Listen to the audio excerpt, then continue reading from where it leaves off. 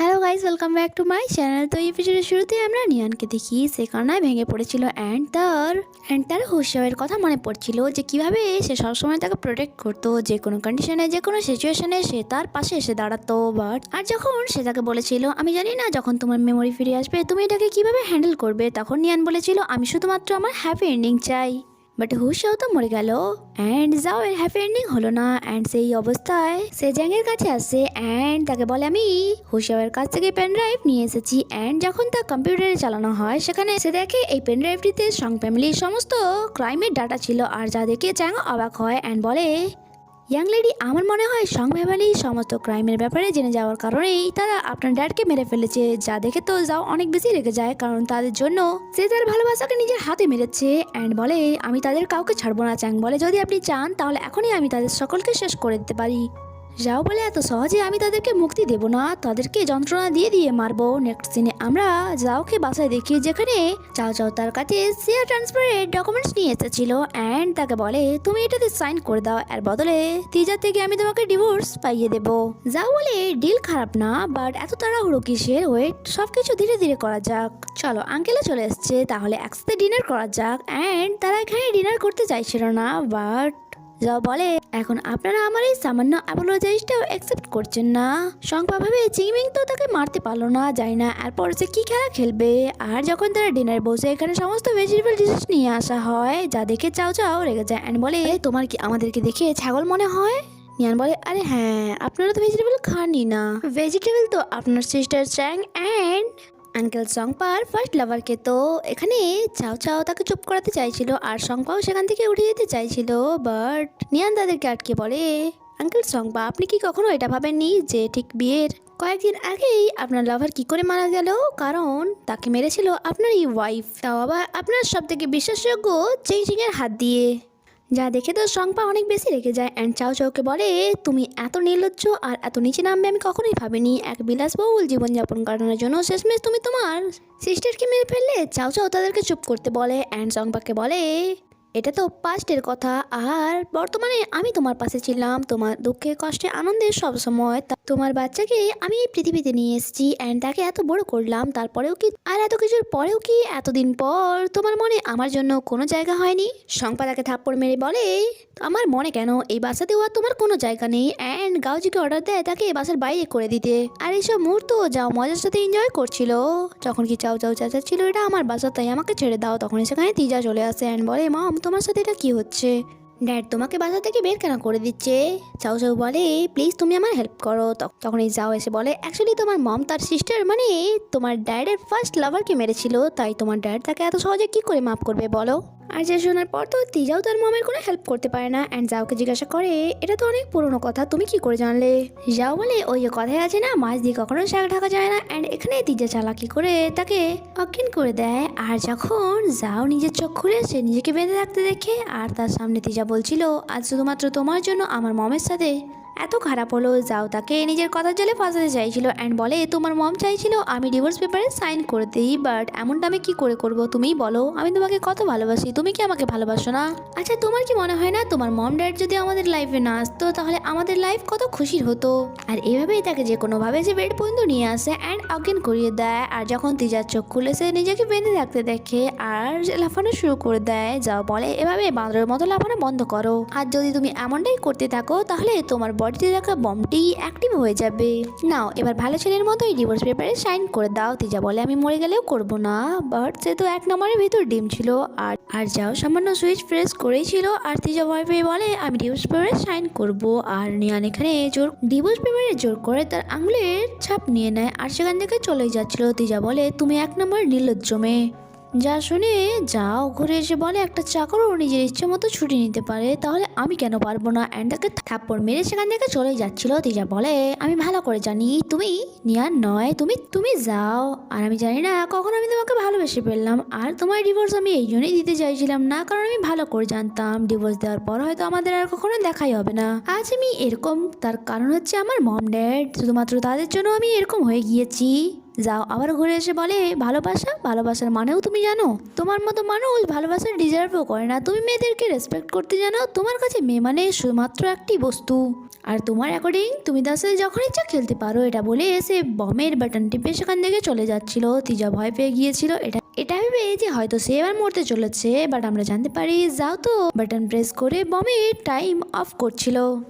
Next সিনে আমরা তারাকে দেখি যে নিয়ানকে আসতে দেখি বলে, নিয়ান তুমি আমার জীবনটা নষ্ট করেছো, তাই আজ তোমার হাল এমন করবো যে তারপর হয়তো তুমি কাউকে তোমার মুখটাও দেখাতে পারবে না। অ্যান্ড সে আসা মাত্রই তার উপর অ্যাসিড ছুঁড়ে মারে, বাট নিয়ান এখানে আমব্রেলা ফুটিয়ে নিজেকে প্রোটেক্ট করেন। বলে আমি তো ভেবেছিলাম আজ বৃষ্টি হবে, তাই আমব্রেলা নিয়ে বেরিয়েছিলাম, বাট চলো কিছু তো কাজে লাগলো।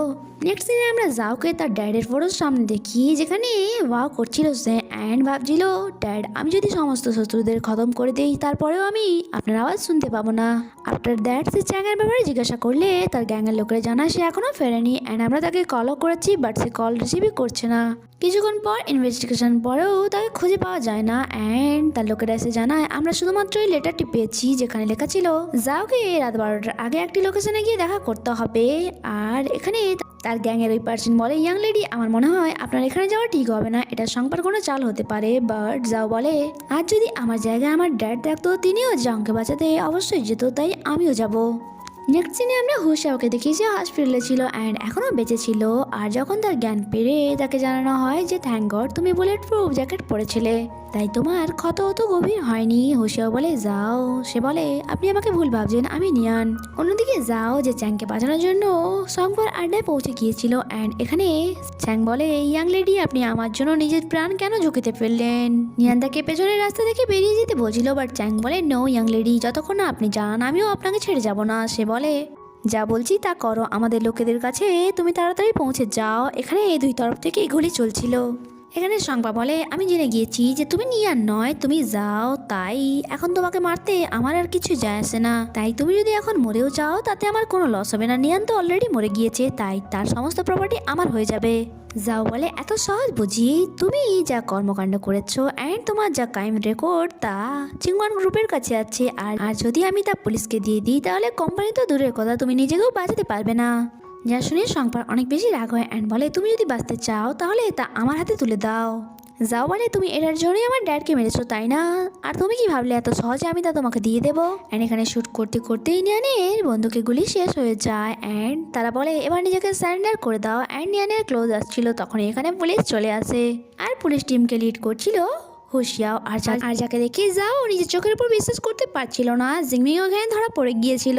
হুশিয়াও বলে সবসময় তুমি সংপা আর বাবা তার কুত্তার মতো কাজ করেছো, বাট এখন দেখো সেই তোমাকে একা ছেড়ে পালিয়েছে। এবার যা করার জেলে গিয়ে করবে। এরপর যখন যাও তার কাছে আসে যে কিছু না বলে তাকে হাত করে নেয়। নিয়ে যাও বলে আমাকে মাফ করে দিও, আমি ভালোভাবে ইনভেস্টিগেশন না করেই তোমাকে শুট করেছিলাম, বাট তুমি বাঁচলে কি করে? হুশিয়াও বলে তোমার জন্য তো আমাকে বেঁচে ফিরে আসতেই হতো, আর সেটা কেমন ভাবে তা ম্যাটার করে না।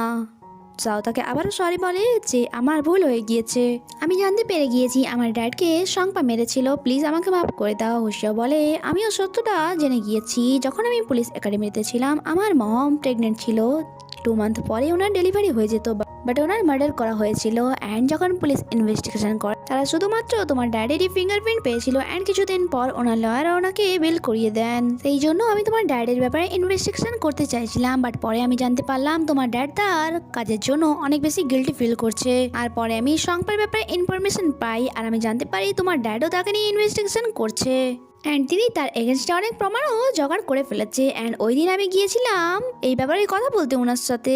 ফ্ল্যাশব্যাক দ্বারা আমরা জানতে পারি ওই দিন হুশিয়াও ইয়ংয়ের কাছে গিয়ে পড়ে আমাদের একে অপরের সাথে হাত মিলিয়ে নেওয়া দরকার, বাট ততক্ষণে পেছন থেকে হংকিকেও শ্যুট করে দেয়। অ্যান্ড তখনই সেখানে যাও চলে আসে, আর হুশিয়াওকে দেখে সে ভাবে হয়তো তার ড্যাডকে সেই মেরেছে প্রেজেন্ট টাইমে।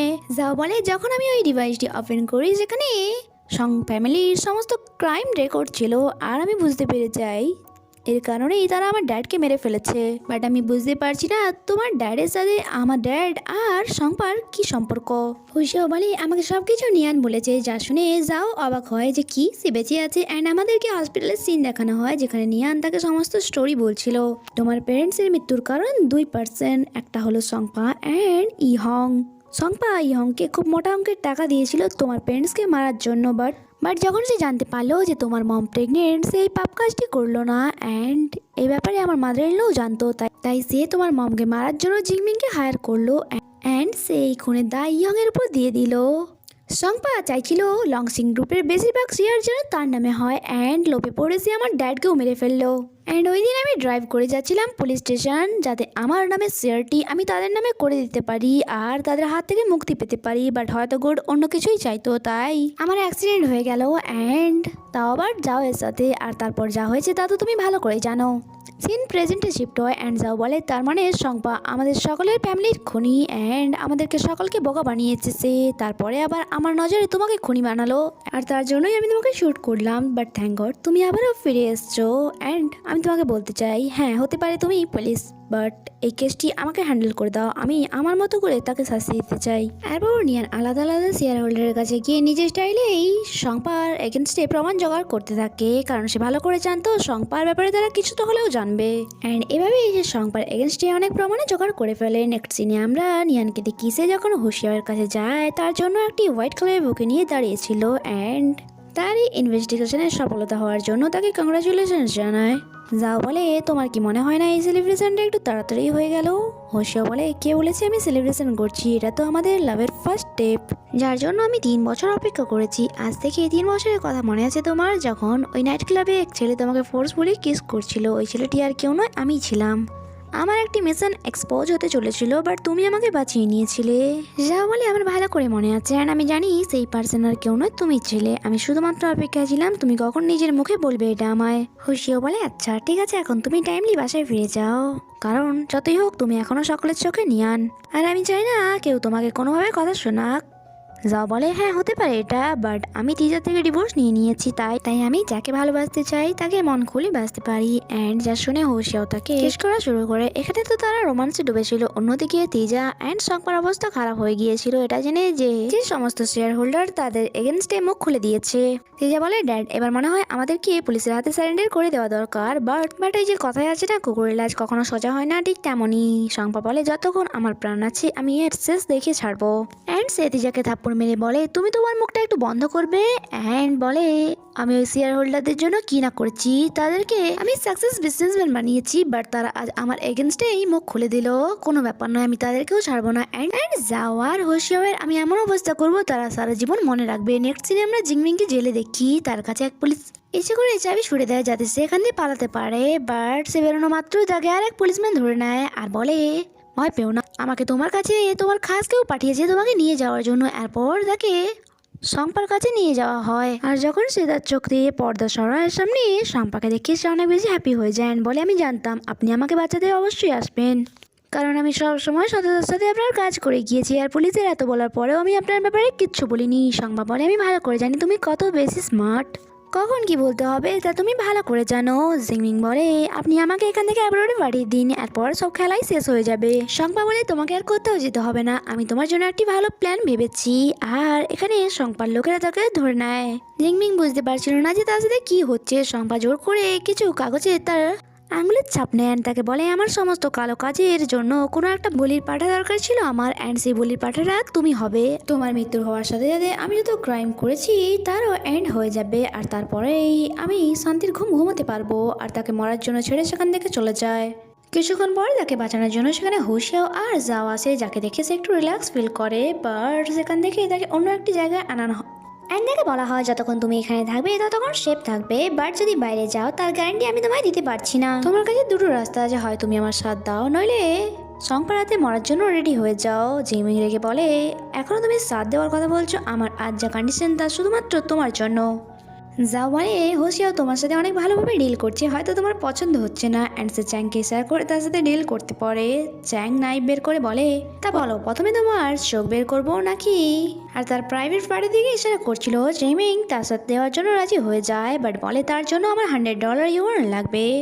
হোশিয়াও বলে আমি তোমার সাথে কোনো বার্গেনিং করছি না এখানে, বাট তুমি যদি বাইরে যেতে চাও তাহলে নিজের ইচ্ছায় যেতে পারো, তোমাকে কে আটকাচ্ছে? তাকে তুলে বাইরে ফেলে দাও। আর তাকে বাইরে নিয়ে যাওয়ার পর যাও হোশিয়াওকে বলে তুমি দিন দিন গ্যাংস্টারের মতো বিহেভিয়ার করতে শুরু করেছো। আর সেও তাকে মজা করে বলে তুমিও তো চেয়ারম্যানের মতো বিহেভ করছো। অন্যদিকে জিমিং যখন বাইরে যায় তার উপর গুলির বর্ষণ শুরু হয়ে যায় অ্যান্ড সে ভয় পেয়ে আবার ভিতরে চলে আসে আর সম্পূর্ণভাবে হুশিয়ার সাথ দেওয়ার জন্য রাজি হয়ে যায়। এরপরে শংপাকে জালে ফাঁসানোর জন্য সে সকলকে প্ল্যান বোঝাচ্ছিল অ্যান্ড যাও বলে সিংওয়ান গ্রুপে এমন কেউ নেই যে মৃত্যুকে ভয় পায় অ্যান্ড তুমিও জেনে রাখো আমি তোমাকে হারানো অ্যাফোর্ড করতে পারবো না, তাই নিজেকে সেভ রাখাটাও তোমার জন্য ততটাই গুরুত্বপূর্ণ হওয়া উচিত। যা শুনে হুশিয়াও তাকে সকলের সামনে কিস করা শুরু করে আর যা দেখে তো সকলেই লজ্জা পেয়ে যায়। আর যখন তাদের কিস করা শেষ হয়ে যায় হুশিয়াও বলে তোমরা এখনো এখানে দাঁড়িয়ে আছো, যাও নিজেদের কাজ করো গিয়ে। অন্যদিকে সংপা অনেক বেশি রেখেছিল জিংমিং এর এভাবে পালিয়ে যাওয়ার ব্যাপারটা নিয়ে অ্যান্ড বলে যাই হয়ে যাক না কেন তাকে আমার সামনে নিয়ে আসো। যখন কি তিজা বারবার বলে যাচ্ছিল ড্যাড এবার আমাদেরকে সারেন্ডার করে দেওয়া দরকার। নেক্সট সিনে হুশিয়াও জিংমিংকে এক পুলিশ ইন্সপেক্টর হাতে তুলে দিয়েছিল এটা বলে যে আমাদেরকে যে কোনো কন্ডিশনে তাকে প্রোটেক্ট করতে হবে। আর সে সেখান থেকে চলে যেত তার আগেই ওই অফিসার জিংমিংকে শ্যুট করে দেয়, যা দেখে হুশিয়াও বলে তুমি এমনটা কেন করলে। ওই অফিসার বলে অ্যাকচুয়ালি সংবা আমার পুরো ফ্যামিলিকে বন্দি করে রেখেছে, আমি যদি না তাকে মারতাম তাহলে আমার পুরো ফ্যামিলিকে সে মেরে ফেলতো। অন্যদিকে যাও হুশিয়াওকে কল করে বলে আমি সমস্ত এভিডেন্ট নিয়ে চিফ অফিসারের কাছে পৌঁছে গিয়েছি। হুশিয়াও বলে ওখান থেকে তাড়াতাড়ি বেরিয়ে যাও, জিংমিংকে মেরে ফেলা হয়েছে। আর আমরা দেখি ওখানে সংবা ছিল অ্যান্ড এখানে তার লোকেরা যাওকে অজ্ঞান করে দেয় অ্যান্ড সমস্ত প্রমাণ এখন সংবার হাতে ছিল। আর এখানে এই এপিসোডটি শেষ হয়, আগে কি হয় তা জানতে stay connected. Hello guys, welcome back to my channel. তো আগের এপিসোডে লাস্টে আমরা দেখেছিলাম যেখানে জিংমিংকে মেরে ফেলা হয়েছিল অ্যান্ড হুশিয়াও যাওকে বলছিল ওখান থেকে পালিয়ে আসো আর সেখান থেকে সে পালাতো। তার আগেই সংপার লোকেরা তাকে অজ্ঞান করে দেয় আর সংপার হাতে সমস্ত প্রমাণ চলে আসে অ্যান্ড তা সে জ্বালিয়ে দেয় আর বলে এবার তোমরা আমার কিচ্ছু করতে পারবে না। অন্যদিকে তিজা যে বাসায় ছিল অ্যান্ড সে তার সমস্ত জিনিস গুছিয়ে সেখান থেকে পালানোর বন্দোবস্ত করছিল, তখন সেখানে নিয়ে আসে অ্যান্ড যে তিজা তাকে যাও ভাবছিল অ্যান্ড বলে এখনো টাইম আছে, যদি তুমি আমার সাথ দাও তাহলে আমি তোমাকে প্রোটেক্ট করব। আর নিয়ানও তাকে নিজের কথা ছেড়ে ফাঁসানোর জন্য মিষ্টি মিষ্টি কথা বলছিল, বাট ধীরে ধীরে তাকে একটি চিহ্ন দেখায় আর বলে এই চিহ্নটা মনে আছে, যা দেখে তিজা বলে তার মানে তুমি যাও নয়, যাও হওয়ার অ্যাক্টিং করছো অ্যান্ড তাকে থাপ্পড় মারে।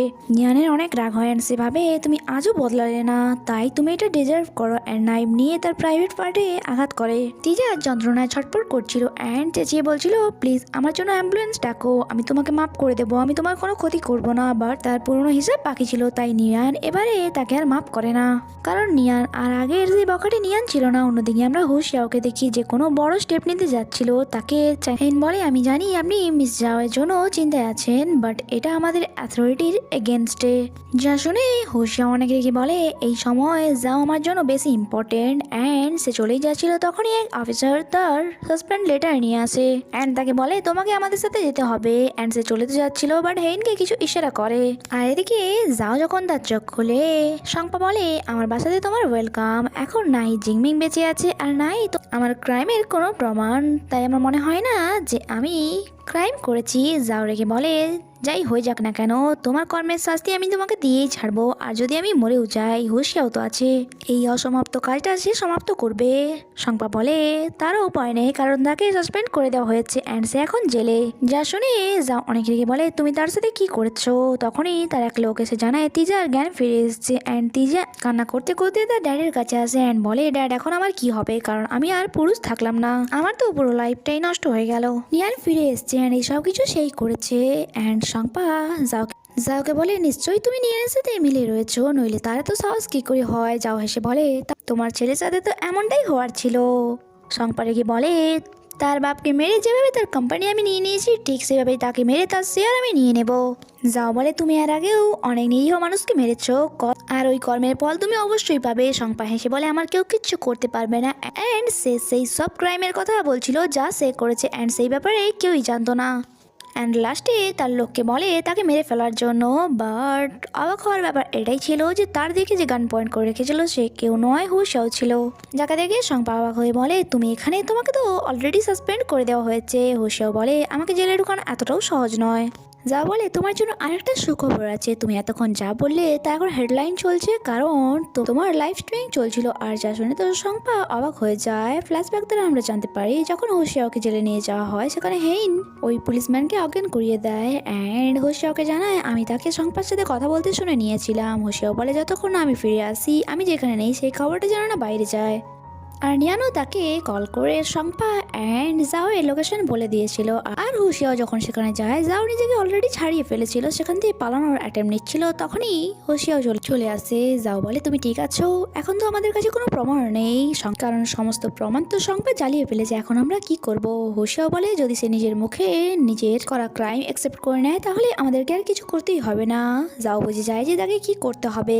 আর সে বলে আর আগের কাজ তুমি আমার পরে ছেড়ে দাও, প্রেজেন্ট টাইমে সংপা তার লোকেদেরকে তাদের উপর অ্যাটাক করতে বলছিল। অ্যান্ড হুশিয়াও জাওকে প্রোটেক্ট করে সাইডে নিয়ে আসে। অ্যান্ড তাদের ব্যাড লাক যে তাদের গানে গুলি শেষ হয়ে গিয়েছিল। হুশিয়াও বলে তুমি ঠিক আছো? তুমি চিন্তা করো না, আমি তোমার কিচ্ছু হতে দেবো না। অ্যান্ড তাকে কিস করা শুরু করে। অ্যান্ড এত শান্ত পরিবেশ দেখে সংপা তাদের দিকে এগিয়ে আসছিল। অ্যান্ড তাকে বলে তোমরা বাঁচবে নাকি ঠিক নেই, আর এরকম সিচুয়েশন কন্ডিশনেও তোমরা কিস করে যাচ্ছ। অ্যান্ড সে তার লোকেদেরকে তাকে শ্যুট করতে বলে, বাট ততক্ষণ এখানে পুলিশ চলে আসে অ্যান্ড তাদের সকলকে সারেন্ডার করতে বলে। বাট সংপা তো সারেন্ডার করার নামই নিচ্ছিল না অ্যান্ড বলে কেউ আমার কাছে আসবে না, আমি শ্যুট করে দেবো। হুশিয়াও তাকে কথা বলতে বলতে তার ক্লোজ এসে তার থেকে গান ছাড়িয়ে নেয় অ্যান্ড তাকে শ্যুট করে তার চ্যাপ্টার এখানেই ক্লোজ করে দেয়। তারপর আমাদেরকে কিছুদিন পরে সিন দেখানো হয় যেখানে সবাই হ্যাপি লাইফ শুরু হয়ে গিয়েছিল। নিয়ান তার কোম্পানিতে অ্যাজ এ চেয়ারম্যান হয়ে গিয়েছিল, যাকে সবাই সম্মানের সাথে ওয়েলকাম জানায়। অ্যান্ড যাও তাকে দেখছিল অ্যান্ড ভাবছিল হতে পারে আমরা ছোটবেলা আলাদা হয়ে গিয়েছিলাম, বাট ভাগ্যে হয়তো অন্য কিছু লেখা ছিল আমাদের, তাই আবারও আমাদের দেখা হলো। আমাদের ড্যাড হয়তো মারা গেছে, বাট আমরা একে অপরের খেয়াল রাখবো। নেক্সট সিনে যাও তার গ্যাংয়ের সকলের সামনে এটা অ্যানাউন্স করে যে আজকের পর থেকে আমাদের গ্যাং কোনো ইলিগাল অ্যাক্টিভিটিতে পার্টিসিপেট করবে না। নেক্সট সিন আমরা যাও আর হুশিয়াওকে একসাথে দেখি যেখানে তারা রোমান্স করছিল। হুশিয়াও বলে তুমি নাহি আমার কল রিসিভ করেছিলে আর নাহি আমার মেসেজে রিপ্লাই দিয়েছিলে, তাই এটার জন্য তোমাকে শাস্তি পেতে হবে। অ্যান্ড তাকে কিস করা শুরু করে। আর এরই সাথে এই ড্রামাটি হ্যাপি এন্ডিং এখানেই হয়ে যায়। দেখা হচ্ছে আবার একটি নতুন কোনো ড্রামাতে, ততক্ষণের জন্য স্টে কানেক্টেড, বাই বাই।